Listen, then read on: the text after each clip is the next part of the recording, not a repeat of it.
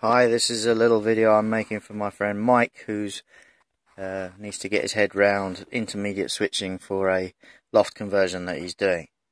If it helps anyone else, I'm happy. So this is what a type of grid switch, grid frame can look like.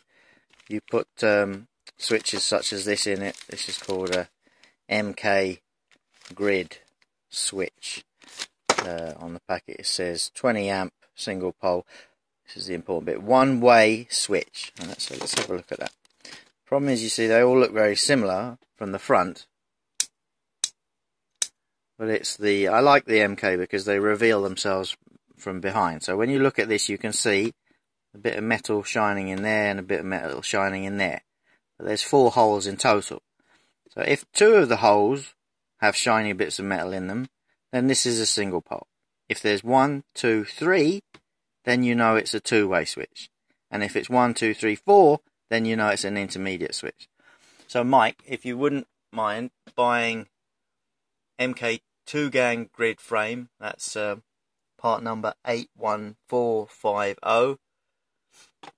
Into that you'll need to put a 20 amp intermediate switch, which is part number 92060, and then you'll need a 2-gang front, which is part number 84716. Now, of course, the beauty of the MK grid is that you can, put in what you want. So let's say on one side you want an intermediate switch, and on the other side you just want a single pole.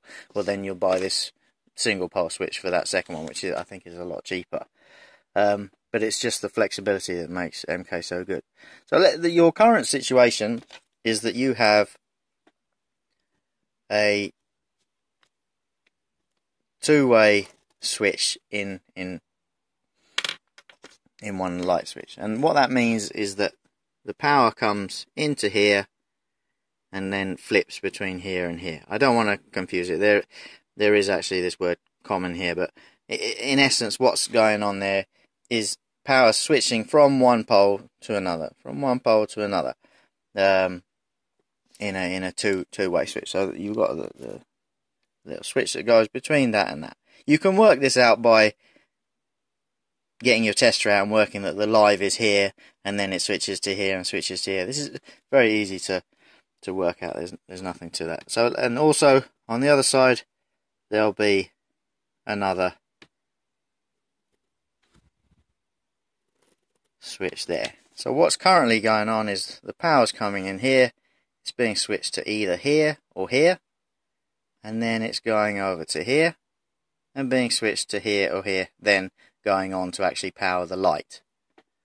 Right, so at the moment you've got, don't worry about the colours that are involved, just worry about the actual metal that goes between the two locations. So power comes in here, gets switched between there and there, either works its way along here or along here. And the reality then means that if you switch that switch, bang, the light will come off. Well, yeah, let's say off. But then all it takes is you to turn it on here, and the power will come back on. Now the problem comes when you want to do the intermediate switching, especially in Mike's situation where he's in the loft. What you've got up here, as I've told you, with the 4 holes, you'll have, this is slightly more complex what's going on inside, I won't go into that, but basically it's switching the power between those 2 points. So what we need to do is we need to break this circuit here, and here, and here, and here. So let's get rid of that bit of cable and bring it up here, and here, and here, and here.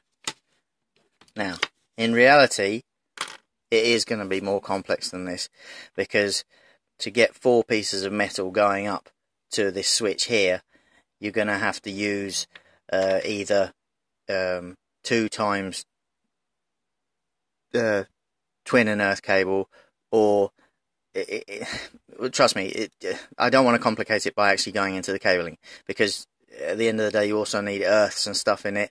But I'm just trying to make the light work. In terms of safety, you're going to have to work that out yourself later on.